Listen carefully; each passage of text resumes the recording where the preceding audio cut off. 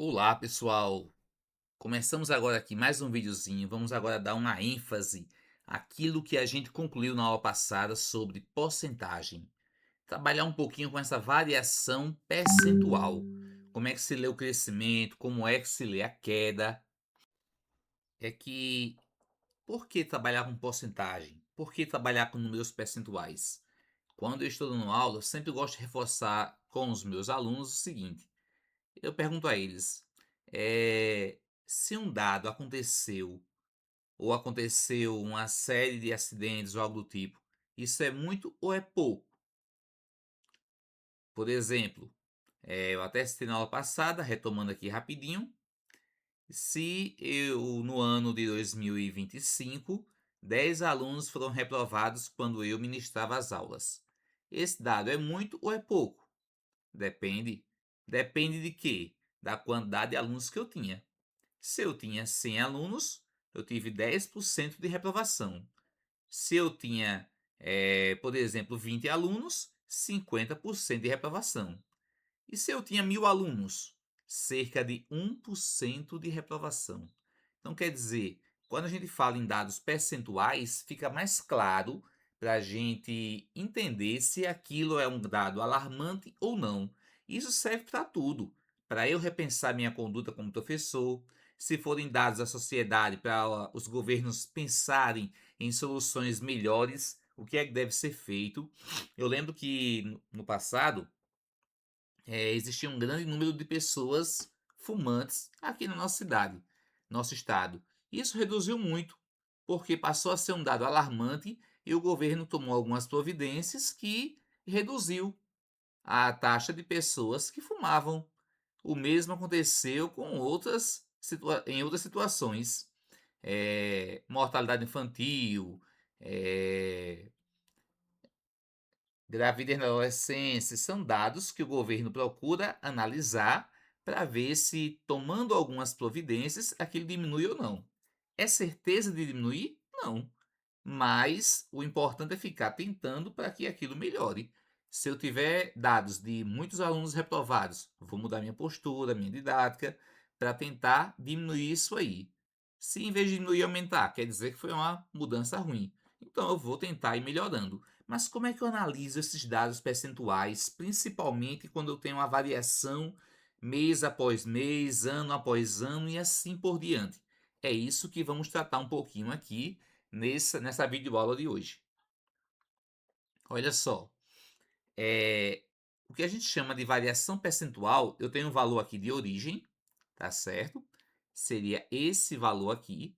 Deixa eu só colocar aqui meu lápis, que professor sem lápis é quase, é, é, eu diria, sem ferramenta de trabalho. É igual um pedreiro sem colher de pedreiro. Pronto. Então, olha só, o valor de origem é ele quem vai nos indicar em que valor vamos colocar a nossa variação percentual. E o valor de destino é o valor final após a variação percentual que vai ter. Variação que pode ser positiva ou negativa. A variação percentual não é apenas um número estático, é a ponte matemática que quantifica a evolução de uma grandeza ao longo do tempo. Tá certo? Isso é muito importante. Ela dá a evolução da grandeza ao longo do tempo, se houve uma redução ou se houve um crescimento. É... Proporção. Como é que a gente faz esse cálculo então? Olha só, o resultado, índice por de variação, sempre vai ser o quê? O valor final dividido pelo valor inicial menos 1. E aí, porque olha só, o fio de mudança, se subtrairmos 1, quando eu acho isso aqui, eu acho cento e poucos por cento, por exemplo. Mas quando eu tiro aqui 1, que seria 100%, aí eu vou ter o quê? Justamente a minha variação que ocorreu ao longo daquele tempo. Tá certo? Essa fórmula aí, ela é equivalente a essa daqui, ó, que pode ser que em alguns outros materiais vocês encontrem essa fórmula aqui, tá certo? Ó, é a mesma, viu? Vamos lá, no exemplozinho aqui prático. Se eu tenho, por exemplo, o meu valor inicial é igual a 80, tá certo? Só que aí eu comprei um objeto por R$ 30 e quando eu fui vender ele, eu consegui vender por R$ 85, valor final. Para ficar mais fácil aqui para nossa vida, eu vendi ele por R$ 88. Qual foi o lucro que eu tive? Claro que aqui dá para ver claramente que foi 8%. Por que que eu quero insistir um pouquinho em usar aqui esse formato? Porque lá na frente a gente vai precisar usar situações e isso aqui vai ser uma linguagem meio que normal. Bom, mas como é que seria o cálculo aqui usando essa situação? Olha só, juros, a minha variação percentual foi de quanto? Se eu vendi por 88, vai ser 88 dividido por 80 menos 1. 88 dividido por 80, isso aqui vai ser o quê? Vai ser igual a 1,1. 1,1 menos 1. Isso aqui resulta em 0,1. E isso aqui em dados percentuais é o mesmo que 10 sobre 100. Então, isso aqui é a mesma coisa que 10%. Está resolvida a questão. Quer dizer que a variação percentual foi de 10%. Tá certo? Isso aí serve tanto para aumento como desconto. Digamos que eu comprei por 80 e só consegui vender por 65. Como é que seria esse cálculo? Exatamente desse mesmo jeito. Tá certo? Vamos avançar aqui. E aí nós temos crescimento e decrescimento. Aqui temos exemplos práticos, tá certo? Olha só. A população de uma cidade tinha 40 mil habitantes e aumentou para 41 mil. Qual foi a variação percentual nessa cidade? Olha só, 41 mil dividido por 40 mil, isso aqui vai ser o quê? Vai ser igual a 1,025. Menos 1 vai ficar 0,25. 0,025, desculpa, para transformar em dado percentual, essa vírgula ela é deslocada 2 casinhas para a direita. Tá certo? Sempre é isso. Qualquer número decimal para transformar em porcentagem, eu desloco 2 casinhas para a direita. E por que é positivo? Porque houve um crescimento. E aqui, ó, decrescimento, queda de ações no mercado de maio a julho. As ações que eu tinha investido custavam R$ 205. Depois de um mês, passaram a valer o quê? 190. Qual foi a queda percentual que teve? E aí eu venho para cá, ó. 190 dividido por 205 menos 1. 190 por 205 dá cerca de 1,0732. Em dados percentuais, 2 casinhas para a direita, e aí eu vou ter uma queda de 7,32%. Pessoal, para ficar claro aqui, nesse curso, ninguém vai trabalhar com ações, investimento, como enricar. Não. Já teve aluno perguntando isso a mim, certo? Não, não é nossa intenção. Vamos trabalhar com dados matemáticos. Claro que o pouco que eu souber disso aí, que a minha formação não é em administração, nem em contabilidade, nem em economia, mas o pouco que eu souber eu posso mostrar a vocês. Mas olha só, pessoal, por exemplo, uma queda ou um aumento, se isso se fosse em dinheiro, de 2,5%. É um valor que eu acho alto. Por quê? Porque os investimentos no Brasil têm girado aí em torno de 0,5 a 1%. Então, se eu tive uma perda de 7,32 ou ganhei 2,5, se eu ganhei 2,5 é muito bom. Se eu perdi 7,32, perdi muito. Então, aquelas taxinhas de cartão de crédito, quando a gente vai passando, é bom sempre ter em mente isso aí. Muitas vezes eu já vi gente com dinheiro, que poderia pagar no Pix, preferir passar no crédito, pagando uma taxa da maquineta, que gira ali em torno de, às vezes, 4 ou 5%. Aí eu perguntei por quê. Disse, não, porque isso aqui está aplicado. Você ganha quanto na aplicação? 1%. Aí você vai pagar 3% ou 4% na maquineta para poder ganhar 1. Não é bem legal, né? Então, ter esse senso crítico matemático das coisas. Tá certo? Bom, vamos avançando. O problema do tempo. Quando a mudança não para. Quando acontecem sucessivamente. Então, é aqui onde vamos começar justamente essa taxa de variação percentual. Isso aqui é o que acontece na prática diariamente. É o chamado juros sobre juros, ou desconto sobre desconto. E aí isso confunde muito na vida real. E é necessário ter esse cuidado. Olha só, no real, as grandezas raramente sofrem uma única alteração. Elas encadeiam variações percentuais sucessivas, onde a cada novo instante torna-se a base V0 para o próximo pulo. Olha só, o que é que isso quer dizer? Digamos que no primeiro mês houve um crescimento de vendas de 2%. No segundo mês, houve uma queda de 3%. No terceiro mês, houve um aumento de 8%, e assim por diante. No final das contas, o aumento foi de quantos por cento? Ou a perda, né? Então eu tenho que calcular sempre o percentual em cima desse valor atual. Essa primeira taxa aqui de variação vai ser em cima de V0. Essa segunda taxa de variação vai ser em cima de T1. A terceira taxa de variação vai ser em cima do T2. E assim por diante. Por isso que às vezes ter um ganho de 15%, depois um ganho de 10%, não quer dizer que você ganhou 25%. Tá certo? Vamos já fazer essa continha. Vamos ver aqui, ó, o engajamento. O que acontece? Ó? Para encontrar o valor final, tá certo? A engrenagem acumulada. Não é muito comum aparecer esse nome, essa sigla aqui, certo? Juros acumulados, tá certo? Algo do tipo. Bom, para encontrar o valor final, o VN, valor final das continhas, como é que eu faço? Valor inicial multiplicado pela primeira variação, se foi um aumento de 10%. Então, isso aqui seria 1 mais 0,1, ou seja, 1,1. Isso quer dizer que foi um aumento de 10%.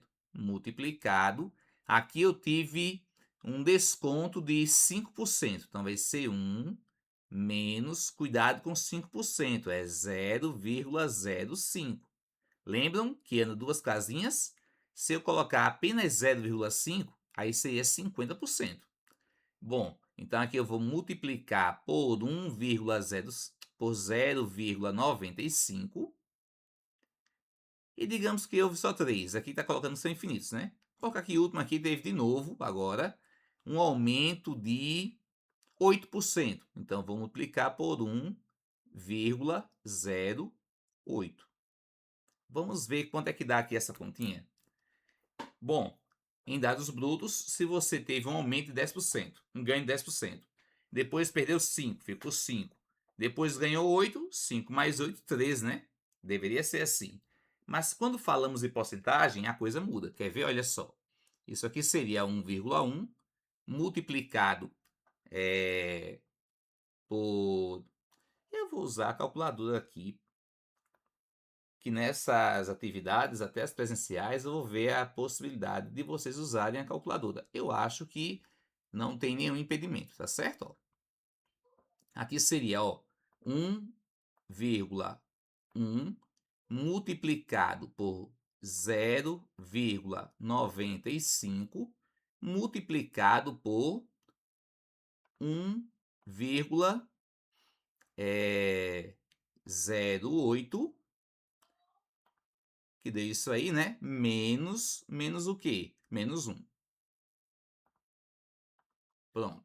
A minha resposta aqui seria o quê? 0,12. Eita, cadê a calculadora? 0,1286. Aqui, ó, 86. Em porcentagem, isso aqui seria o quê? Seria 12, oh, deixa eu voltar aqui rapidinho. Como eu vou deslocar duas casinhas, então seria o quê? 12,86%. Pronto. Seria o aumento real que eu tive. E aí, como eu disse a vocês, ó, diferente, porque se fosse aqui, ó, nas continhas 10, seria 5, seria 13. 12,86. Professor, mas foi tão pequeno, foi tão próximo de 13, do que a gente imaginava. Bom, mas isso aí em quantidades maiores. Isso pode encandear e variar muito as coisas, tá certo? O ganho exato foi disso aqui. Quando eu estou falando aqui de centavos ou reais, beleza, mas quando você está mexendo com valores altos, na casa dos milhões ou bilhões, isso aqui altera drasticamente o seu resultado, tá ok? Então, já é como descobrir a taxa líquida, seria essa forma que eu acabei de fazer com vocês. Vamos avançando. Pronto, olha só, justamente o que eu comentei com vocês, né? O que é mito e o que é realidade. Vamos ver um exemplo aqui prático. Um automóvel, ele custa 25 mil, bem usado, tá certo? Hoje em dia, e sofre dois acréscimos sucessivos. Dois decréscimos, desculpa. Dois decréscimos sucessivos. Como eu comentei há pouco com vocês, né? 15% no primeiro ano, e em seguida 10% no segundo ano. E aí o que é mito?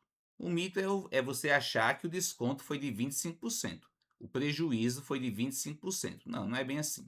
Tá certo? Na verdade é o seguinte, ó, vai ser 1 menos 0,15 multiplicado por 1,10 menos 1. Ou seja, eu tive um prejuízo de 23,5%. Não deixa de ser um grande prejuízo, mas teve. Mas não foi exatamente 25.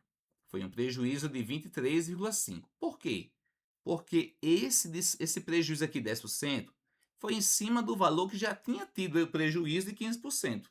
Então, por isso que isso aqui seria mito, que é o instinto. Questões de marcar costumam muito aparecer isso. Nas provinhas de concurso, aparece muito isso. Cuidado, a realidade é essa aqui. Eu tenho que multiplicar os fatores em cadeia. Avançando aqui um pouquinho mais, a lente corporativa, lucros e o efeito cascata. Eu queria terminar essa aula em 20 minutos, mas já estou vendo aqui o tempo. Mas vamos lá. A lente corporativa, lucros e o efeito cascata. Olha só, a questão do lucro, ela é interessante também. Isso tanto é bom como é ruim. Tá certo? Olha só, tem uma empresa. Em 2013 ela cresceu 5%. Em 2014 cresceu de 14 para 15, cresceu 6%. Depois cresceu 7%. Ao todo, quanto foi que ela cresceu? Então, só é fazer o quê? Para saber qual foi o crescimento final, vamos voltar aqui à nossa calculadorazinha. E aí eu faço aqui, a seguinte continha. 357.273 dividido pelo valor que começou, não é isso?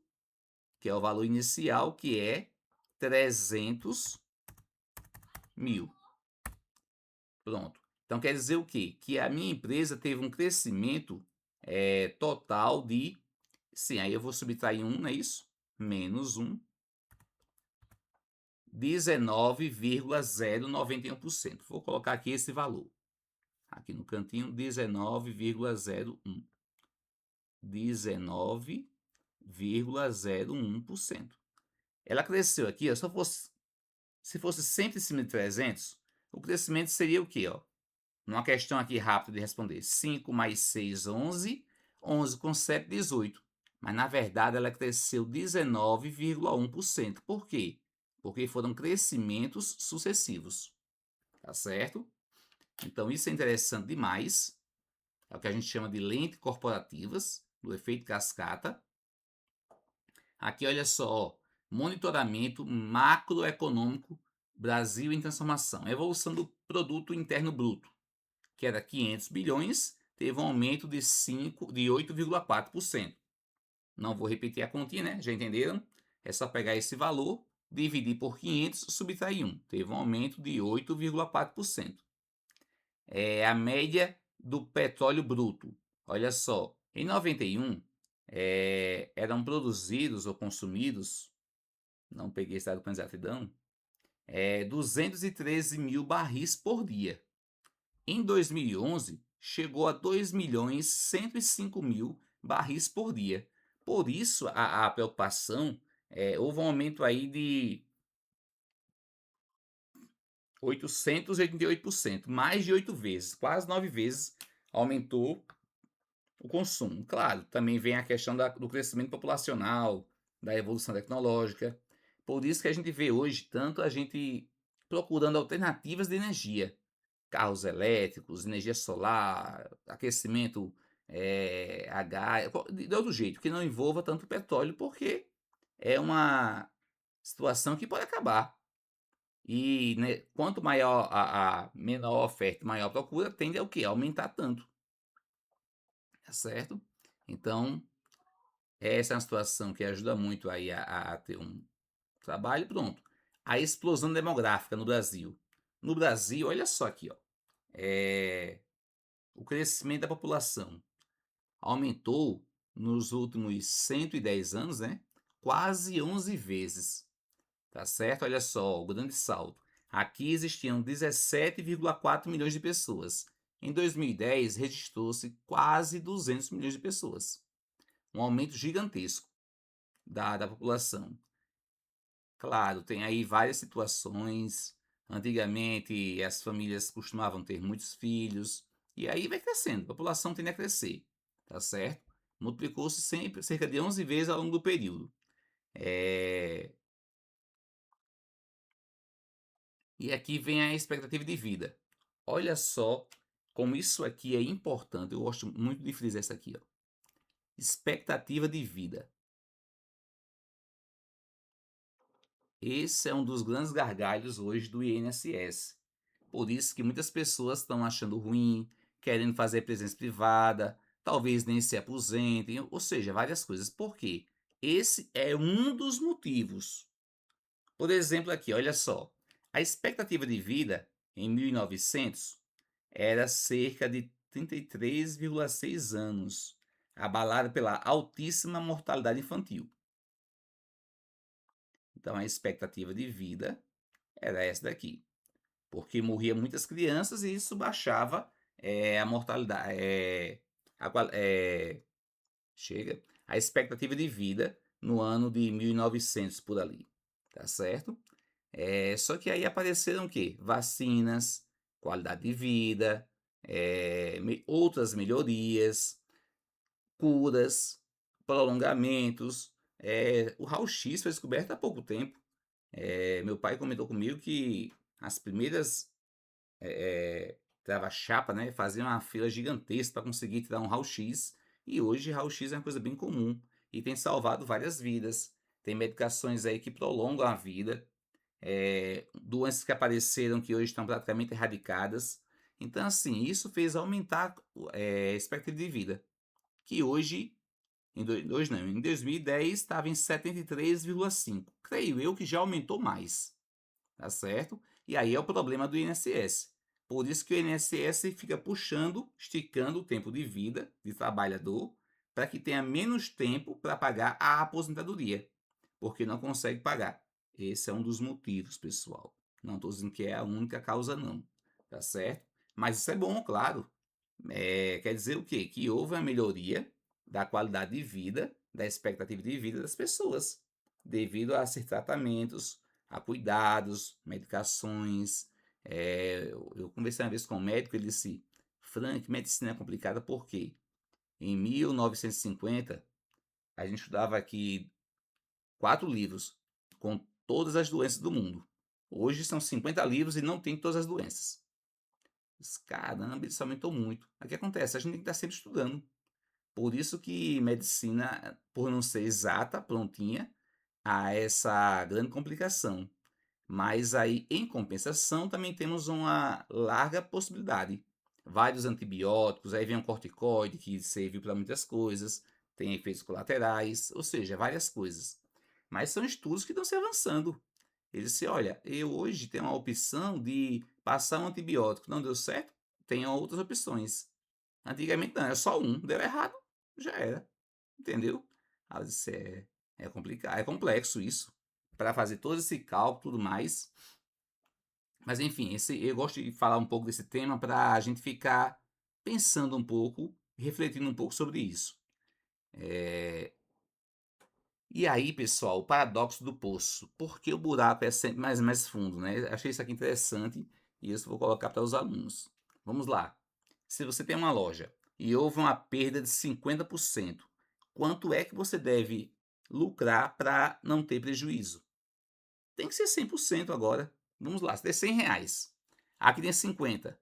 Para você voltar aos 100, perceba que eu vou ter que ganhar mais 50. Só que 50 de 50 é 100%.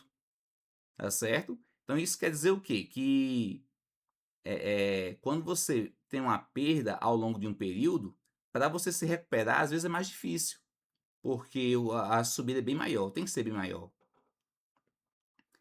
E aí, olha só, analisando aqui, finalmente, não é isso? A lente básica, quando é para calcular apenas um mês, então a minha variação percentual é VT dividido por V0 menos 1. Resolvido. Acabou-se.